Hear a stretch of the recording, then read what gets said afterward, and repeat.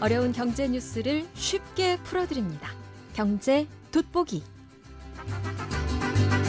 네, 경제 돋보기 진행하겠습니다. 명지대 박정호 교수님 어서 오십시오. 예, 안녕하세요. 네, 경제가 안 좋다 그래서 다들 힘들어했는데 네. 계엄 파동 때문에 네. 더 힘들어졌다고 지금 경제 쪽 계신 분들, 경제에 계신 분들이 더 한숨을 푹푹 쉬시대요. 그럼요. 예. 그나저나 그날 제가 저도 밤새면서 TV를 봤는데 비슷한 불이 보이시던데 화면에 거기 있었어요? 현장에 국회 앞에? 저는 집이 여의도 쪽이니까 근처에 있었지만 국회 바로 앞에 오래 있진 않았는데 혹시 화면에 잡혔는지는 모르겠습니다. 제가 그렇게 봐서 그런가? 하여튼 뭐 그 근처에 있었습니다. 있긴 있었네. 예. 열받아서 열받기도 하고요. 민주주의 지키러 갔구나. 그 정도 집이 거기라니까요. 이게 뭐야 하면서 이제 상황도 볼 겸 봤었죠. 예. 알겠습니다. 이게 지금 이 비상계엄 파동 이게 네. 시장에 큰 충격을 준 건 맞죠? 그럼요. 큰 충격을 줬고요. 사실 좀 안타까웠던 것이 그래도 네. 짧은 기간 안에 수습이 돼서 다행이긴 합니다만 이런 상황을 외국인들이 어떻게 인식하느냐가 이제 중요한 그렇죠. 거잖아요. 네. 근데 안타깝게도 우리도 그렇죠, 사실. 외국에서 큰 사단이 났다 하면 보도를 해요. 근데 그게 정말 슬기롭게 해결됐다. 이거는 보도를 잘 안 해주거든요. 그런데 우리나라에서 이렇게 정말 때 아니게 황당한 그 계엄이라는 사태가 났다. 다 보도는 했는데 네. 그게 성숙한 시민의식 또 군인들도 슬기롭게 대처하고 그래서 이게 잘 수습다. 이거는 보도를 안 해요. 예, 그러다 보니까 오히려 오명만 하나 더 안고 이렇게 짊어지게 되는 상황이 돼버린 거죠. 그래도 어쨌든 빨리 수습이 돼서 신속하게 수습이 천만 돼서 다행이죠. 예. 그나마 좀 진정이 되는 거죠? 분위기는? 예, 진정은 확실히 된 것 같습니다. 근데 뭐 한국 오시겠다고 하신 분들이 취소하고 일정도 취소하고 네, 뭐 원화를 취급 안 하겠다는 나라도 있는 것 같고 네. 여행 자제국으로 지정하고 진짜 자존심 확 상하게. 그러니까요. 네. 이게 국가 차원에서는 의사결정을 할 때 국민들의 안위가 관련되거나 그랬을 때는 보수적으로 의사결정을 하는 국가들이 꽤 있어요. 그러니 뭐 해결은 됐다고 하지만 또 어떻게 될지 모르지 않냐. 그러니 당분간 가지 마십시오라고 권고를 하는 것도 분명히 국가가 해야 될 일이다라고 생각한 나라는 그렇게 할 거거든요. 그럼 그것도 우리에게 사실 경제적인 피해가 되는 것이고 원화 가치에 대해서 일부 오해하고 계속 외환 거래하고 있는 사람들도 또 있을 테니까 또 그것도 우리에게 또 경제적으로 유실된 거고. 그래서 이게 또 단기간에 물론 봉합은 됐지만 중장기적으로 이것도 신뢰를 완벽하게 복구할 때는 하기 위해선 상당한 시간이 또 소요될 것 같아요. 외교적 데미지는 큰 것 같아요. 우리나라 방문하기로 한 스웨덴 총리인가요? 그분도 네. 취소했고 네.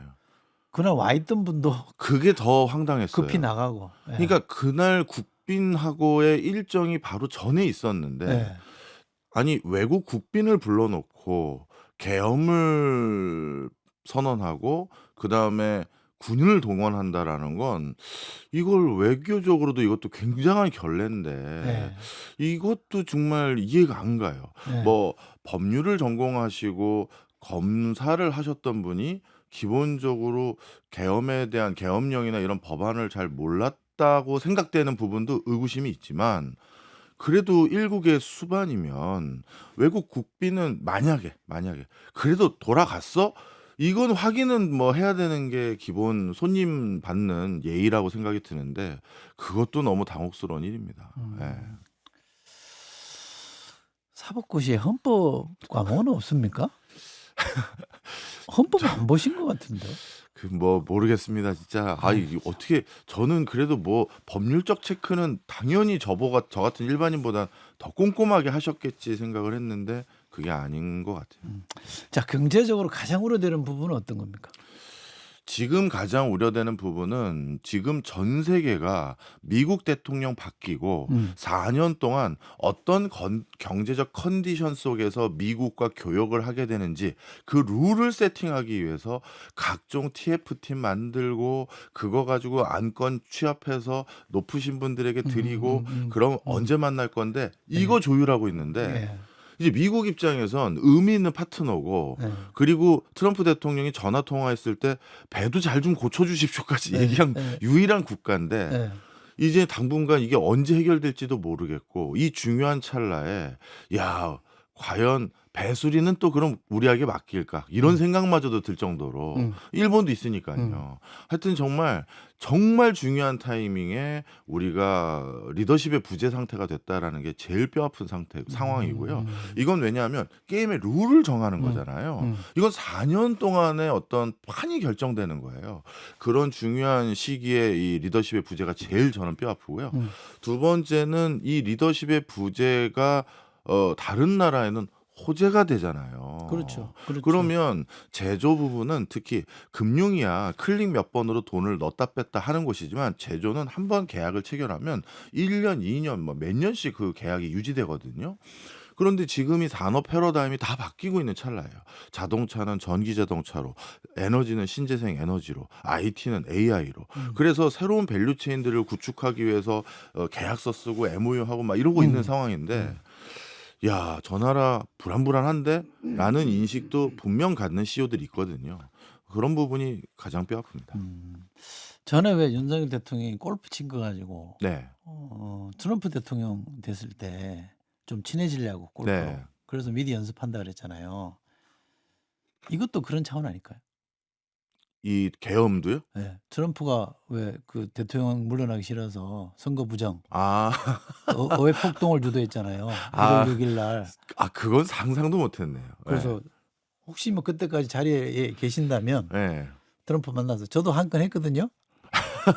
제가 이르구의 요즘은 동질감을 느끼려고 한 전략 아닐까요? 제가 요즘은 예전에는 정치권이야 정쟁을 하다 보니까 약간 과한 표현이 있어서 에이, 정쟁도 좋지만 너무 과하셨습니다라는 평가를 하신 분도 몇 분 계셨는데 지금은 제 모든 상상력을 다 허용해야 되는 게 아닌가 싶어집니다. 예. 그러면 우리 기업 그럴 수도 있겠네요. 뭐죠 그 밸류 밸류업. 밸류업 네. 네, 완전히 그냥 이게 찬물 끼얹은 거죠. 밸류업도 찬물을 끼얹은 거죠. 사실 밸류업의 세부 내용도 아직 구체화되지 않은 부분도 좀 있고 사실 세부 내용들 중에서 조금 보완을 많이 하지 않고서는 오히려 우리 증시에 이렇게 활력을 떨어뜨릴 수도 있다. 또 양극화를 더 조장할 수도 있다 하는 부분도 솔직히 있어요. 근데 이제는 뭐 그런 것들을 처음부터 잘하는 사람 누가 있겠느냐 이런 것들 뭐 학계에서도 알려드리고 전문가들도 알려드리면서 보완해야지 하는 그 사람들도 없어져 버리고 대통령만 없어진 게 아니라 내각이 다 총 사퇴를 한 거니까요. 이런 모든 것들이 뭐 증시 활력도 이제 논의할 대상도 없어진 거니까 뭐 그것도 정말 엄청난 부작용인 거죠. 코리아 디스카운트의 핵심이 네. 뭔지를 확인이 된 것 같아요. 자 그러면 어쨌거나 이런 벌어졌고 네. 그래도 신속하게 우리가 수습은 했고 네. 회복 탄력성 대한민국의 민주적 회복 탄력성이 예. 확인이 됐는데 네. 경제적으로 그러면 어떤 조치들을 신속하게 취해 나가야 됩니까? 일단 가장 중요한 게요. 앞으로 경제 내각을 이제 앞으로 계속 이제 많은 정권들이 들었을 거 아니겠습니까? 그렇죠. 근데 그럴 때마다 저는 꼭 부탁드리고 싶은 게 있는 게요. 그 자리들이 때로는 너무 고독해지는 자리더라고요. 고독하죠. 예. 네, 고독하죠. 고독해지는 그 자리일수록 어떤 사람들을 근처에 많이 둬야 성공한 대통령, 성공한 장관, 성공한 수석들은 남느냐 하냐 하면 귀에 거슬리는 사람을 꼭 근처에 두셔야 돼요. 저도 학생들에게 졸업을 앞둔 학생들에게 마지막으로 꼰대처럼 꼭 잔소리 하나 하는 게 있어요. 그게 뭐냐면 선생님은 교수님은 나이가 조금씩 들면서 너무 서글퍼지는 게 있다. 서글퍼진다. 예. 나를 위해서 진심 어리게 잔소리 해주는 사람이 점점 사라지더라. 그냥 이젠 저한테 제 귀에 뭐랄까요? 거슬리는 얘기에서 관계가 틀어질 정도로 하지만 저를 위한다는 마음으로 진정성 있게 내가 오늘 이 얘기해서 너랑 안 봐도 좋지만 나 이 얘기는 널 위해서 해야겠다. 야, 너 그러면 안 돼. 이 얘기 해주는 사람이 점점 줄어드는 거예요. 그러다 보니까 내가 지금 엄청난 오판들을 하고 있는지 스스로를 내가 이제 뭘로 필터링을 해야 될지 자신이 없다. 근데 니들도 이 사회생활 초년 때 이 젓가락 가지고 제가 얘기를 많이 하거든요. 밥 하나 사주면서 그래도 잔소리 해야지. 안 그러면 욕먹잖아요. 그렇죠. 젓가락이 앞에 5도만 살짝 벌어져도 이렇게 1시간만 가면 엉뚱한 데 가 있다. 그러니 꼭 너희들 귀에 거슬리는 얘기를 하는 사람들을 엄청 근처에 둬야 된다. 네. 얘기를 하는데 그냥 제가 그게 마지막으로 하는 얘기예요. 음. 근데 특히 높으신 분들은 그게 더 필요하지 않을까요? 음. 국가를 다스리고 그 경영하시는 분들이니까 그걸 꼭 말씀드리고 싶고요. 특히 요즘 세대에 그게 더 필요한 이유가 인공지능이 사람들의 선입견과 편견을 점점 만들어요. CEO도 마찬가지고 투자자도 마찬가지고 정책 위반자도 마찬가지예요. 예를 들어서 저도 마찬가지예요. 어쩌다 인공지능 알고리즘이 조회수가 급등한 게 있으면 저한테 한두 개 추천을 해주죠. 그럼 이건 뭐야 하고 봐요. 그럼 처음엔 뭐 세상을 이렇게 보는 사람들도 있네 하고 넘어가는데 제가 그거 보고 나면 인공지능 알고리즘, 유튜브 알고리즘을 어떻게 생각해요? 그걸 좋아한다고 생각하잖아요, 제가. 그러니 그거와 유사한 걸 저한테 계속 뿌려주는 거예요. 그럼 이제 어떻게 되느냐? 저는 어느 순간 그걸 자꾸 보고 자주 보다 보니까 처음에는 뭐 이렇게 볼 수도 있네 했던 게 슬슬 아 세상이 이런 거구나. 아 세상은 이렇게 된 거구나. 그러면서 거기에 대해서 그런 프레임에 대해서 신앙과 같은 어떤 확실한 믿음을 형성하게 돼요. 그러고 나면 정반대쪽에 다른 프레임으로 세상을 보는 사람 얘기를 들으면 뭐 종교적으로 표현하면 이단이다 이렇게 얘기할 정도로 완전히 격차가 벌어지는 거죠. 그리고 나서는 대화도 정말 쉽지가 않더라고요. 그래서 지금과 같은 앞으로 더 심해질 거예요. 인공지능 알고리즘이 내가 보고 싶다고 얘기도 안 했는데 막 추천해 주는 세상이 될 테니까요. 이제는 나 스스로가 정반대쪽에 얘기하는 사람들을 근처에 두기 위해서 적극성을 띠지 않고서는 제가 이게 뭐 국가 이반자들만을 얘기하는 게 아닙니다. 여기 계신 분들 투자하시는 분들도 많을 텐데 내가 뭐라고 확신했다가 투자 낭패한 분들 얼마나 많으세요.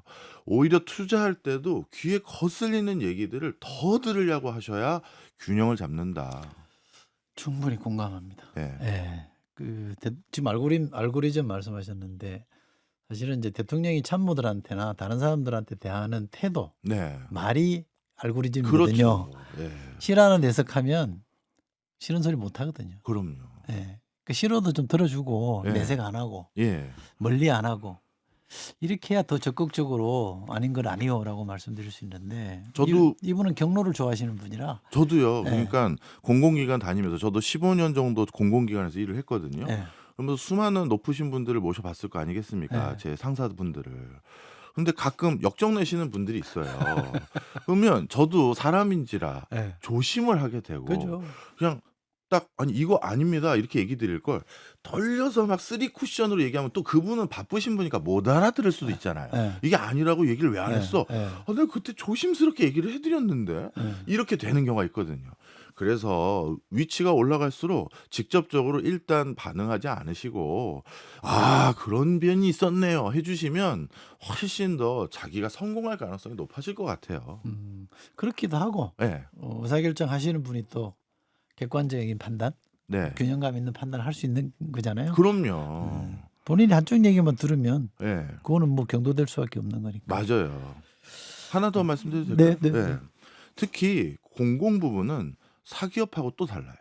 사기업은 어떻게 보면 반은 내 평생을 건 회사잖아요. 이 회사에서 내가 임원 달아야지. 이게 어떻게 보면 직장인들의 꿈 아니겠습니까? 그러니 미우나 고우나 이 회사가 망하면 안 되니까 어떻게든 때로는 뭐 윗분들 한잔 하면서 노래방에서 아 우리 전무님 노래 잘하시네 하면서 구슬리면서라도 아 근데 전무님 다시 한번 말씀드리지만 이거 한번 재고해봐 주십시오. 설득을 할 이유가 충분해요.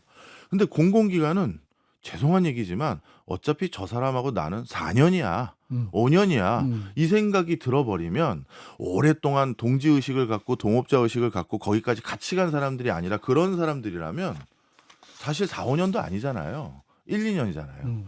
그러면 굳이 무리하게 뭐 꼭 관철시켜서 나라를 위해서 내가 이거 꼭 진원을 드려야겠다라는 마음도 좀 덜 할 수 있고 그런 상태인데 거기다 대고 감정적으로 대응을 하거나 누구 얘기는 무시해버리거나 이래버리면 그래 나는 관리만 하다 임기 채우고 가지 뭐 이렇게 될 가능성이 너무 농후해요. 와, 그 관료 사회를 너무 잘하시는데? 전 멀리서 가방 모지로 뭐 이 방송 용어인지 모르겠습니다만 모시고 저도 청와대에서 많이 들어가 보고 했으니까요. 네. 일본이 금리 인상을 한다. 그런 거죠? 네네. 그러면 우리 경제에 그게 어떻게 되는 영향을 주는 거예요? 일단 일본이 금리 인상을 하는 것 자체는 우리 경제에 부정적이지는 아, 그래요? 않습니다. 예. 어. 우리도 좀 수출 활로를 모색해야 되는 부분도 있는 과정에서 일본의 엔화 가치가 좀 오르게 된다라는 것은 상대적으로 우리나라와 일본의 가격 경쟁에 있어서 우리나라가 좀 유리한 부분도 있고요. 또 우리나라가 또 가장 크게 걱정하는 게 지금 환율 부분이었잖아요. 근데 환율 부분도 지금 또 계엄 얘기가 또 나오지만 다시 어떻게든 하는 총재는 안정시켜 보려고 했는데 또 이런 사태가 있어서 1,450원 근처까지 갔을 정도인데 그래도 여타 국가에서 금리가 올려준다는 건 우리에게도 환율의 안전성을 조금이라도 기할 수 있는 여지가 더 생긴 거기 때문에 그 부분도 좀 호재로 보여집니다. 요 기회를 잘 살려야 될 텐데. 네. 그나저나 뭐 객관적으로 호불호를 떠나서 네. 보면 지금 이제 행정부는 사실상 기능이 멈춰선 거잖아요. 네. 대통령도 지금 뭐 관저에서 안 나오니까 그렇죠. 아무것도 안 된다. 예. 국정의 중심은 국회로 왔단 말이에요. 예. 국회가 지금 어떻게 하는지 국회만 사람들이 지금 쳐다보고 있고 기대를 하고 있는데 네. 경제와 관련해서도 국회가 좀 중심을 잡고 역할을 좀 해줘야 되지 않겠어요? 그렇게 해주길 저도 기대합니다만 네. 정말 죄송한 얘기지만 이 지금 대통령이 계엄이란 이슈로 리더십 부재가 만든 게 국회가 대타협과 다시 상생의 모드로 한순간 바뀔 수 있는 전환점이라는 걸로 저는 믿어지지는 않아요. 오히려 이것 때문에 정쟁이 더 길어질 수도 있고 서로 간에 감정의 골이 또 더 깊어질 물론, 수 네. 있을까 봐 네. 그래서 그게 또 걱정이에요. 네. 예. 물론. 그래서 저는 지금 국회가 중요한 이제 유일한 리더십이라고 보여지고요. 그래서 그것도 한번 말씀드리지만 국민들이 이제 정말 똑똑해지셨어요. 이번에 다 보셨잖아요. 어떻게 대응하면 되는지를 일선에 있는 그 부대 근무하시는 분들, 시민들 다 아시는 거예요. 그리고 이제 언론 통제도 만약에 나중에 진짜 전시 상황이 생겨서 계엄을 해야 된다고 했을 때도 야, 이거 매뉴얼 바꿔야 됐다는 게 이번에 드러났죠. 언론 개수도 많아졌고 이 유튜브 채널은 어떻게 할 건데 이제 진짜 나중에 전시를 대비해서 이제 그런 것들을 봤었을 때 지금은 뭘 막으려고 해도 막을 수가 없어요. 자, 그래서 무슨 말씀을 드리려고 하냐 하면 순간 판세가 지금 바뀌었고 큰 변화가 생기니까 사람인지라 이게 나에게 이득이 되는 거야, 손해가 되는 거야. 우리 정당에 이득이 되는 거야, 손해가 되는 거야. 아니면 우리 개파에 뭐 이득이 되는 거야, 손해가 되는 거야. 이 주판 튕기는 분들 분명 계실 거예요. 네. 그런데 그거 다 압니다. 다 알아요, 진짜. 그래서 야, 상황이 이렇게 되니까 누군가는 국가 걱정해서 빨리 수습하려고 진영 논리와 상관없이 나섰구나. 그리고 누군가는 자기가 손해 볼 줄 알매도 불구하고 수습을 하려고 해줬구나라는 거 다 아세요. 진짜 다 아세요. 그러니까 이번에는 주판 튕기지 마시고 정말 과감한 행보를 하시면 저 사람들이 차세대 국가 리더십의 후보들이었구나. 그거 한 번만 보여주시면 두둑한 자산 형성할 겁니다. 국회에 있어 보면 네. 언론 보도를 통해서 보면 여야 간의 뭐 법안이나 이슈 때문에 쟁점이 많고 네. 이견차가 굉장히 큰 것처럼 보이지만 네. 쟁점이 없는 법안들도 많이 있거든요. 그렇죠. 근데 그것들도 쟁점 법안들 때문에 진행이 안 되는 경우가 예. 있어요. 그러니까 제가 아까 국회의 역할이 커졌다는 거는 이런 것들 빨리빨리 좀 국민들 안심하고 외국 투자자들이 보기에 그래도 저 나라가 정상적으로 좀 굴러가고 있다. 이걸 보여주는 게 전 중요하다 싶어서 네. 지금 말씀하신 것도 같은 취지인데 네. 당리당략이나 정략을 떠나서 좀 그렇게 가주십사 하는 말씀인 거잖아요. 맞습니다. 그렇게 하겠죠. 해야죠. 진짜 네. 해야죠. 네. 네. 다들 너무 실망을 많이 하셨으니까요. 그 밤잠 안 자고 그 뉴스 보실 때 예. 어떤 장면이 가장 인상적이었어요? 저는 이번에는 군인들을 칭찬해 주고 싶었어요. 그렇죠. 왜냐하면 뭐 저는 그분들도 무서워서 그랬을 거라고 생각합니다. 수화기를 분사한다든가 네. 좀 먼저 군인들 앞에서 먼저 조금 약간 그 과잉 대응을 하시려는 네. 분들도 겁이 나죠. 총을 들고 왔는데 저래도 그랬을 수도 있을 것 같아요. 그런데 막 소화기를 분사하고 과잉으로 먼저 욕을 하거나 이렇게 뭐 나도 무서운 사람이다 이렇게 했었을 때 그걸 보고 군인이 순간적으로 오판해서 그럴 수 있죠. 하면 이건 진짜 걷잡을 수가 없어지는 그쵸. 건데 네. 아무리 그래도 침착하게 대응한 군인이 이번에는 정말 칭찬해야 된다 이렇게 생각합니다. 네. 뉴스에 그 장면이 좀 한번 나왔었는데 그 계엄군 네. 그 이제 물러가면서 네. 어떤 병사가 죄송합니다, 죄송합니다 여러 번 하고 예. 이제 가신 영상이 있더라고요. 그 뉴스에서 봤는데 저는 그게 가장 인상적이었어요. 저도 그 네. 근처에서 군인들의 모습을 보고 솔직히 그래서 일찍 집에 들어갔어요. 음. 이거는 수습이 되겠구나. 그렇죠. 왜냐하면 저희는 광주 항쟁 때 예. 그 공수부대가 하는 게 예. 영상으로 예. 머릿속에 남아 있잖아요. 네. 곤봉 들고 예, 사람 그렇죠. 패고 그렇죠. 막 이랬잖아요. 그게 제정신이 아닌 것처럼 그럼요. 살기가 느껴졌는데 그날 우리 병사들, 예. 우리 아들과 딸들도 있었겠죠. 네네. 그분들이 모여준 모습은 그렇지 않아서 좀 그렇죠. 다행스럽더라고요. 네. 네. 자, 어쨌든 참 격동 시대를 겪고 있습니다. 마지막 경험이었으면 좋겠습니다. 더 이상 없어야죠. 예. 자, 경제 돋보기 오늘은 박정호 명지대 교수와 함께했습니다. 고맙습니다. 고맙습니다.